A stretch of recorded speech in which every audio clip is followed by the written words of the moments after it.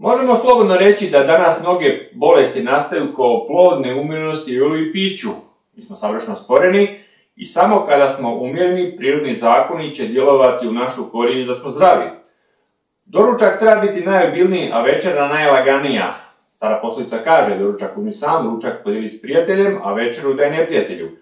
Zašto 2 obroka, a najviše 3? Pa iz jednostavnog razloga što kada uzmemo obrok počinje proces probave. Želudac se zagrijeva na temperaturu varenja, ta priprema traje oko pola sata, upija se suvišna tekućina i počinje probava koja traje 3 do 5 sati, ovisno od toga što smo konzumirali.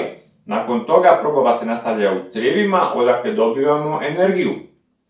Zašto su jako štetni obroci između obroka? Sve što koristimo u malim količinama, znači malo soka, kolačić, malo čokolade ili čak žvakaća guma, remeti probavu, probava staje, želudac stavlja ovo, ajmo tako reći laički po strani, probavlja ovo što smo uzeli, ponovo počinje cijeli proces pripreme i probava i tako hrana može biti u želucu danima. Jednom tipu su našli 18 dana hranu staru u želucu i ta hrana je kvalitete kao ona u kanti za smeće.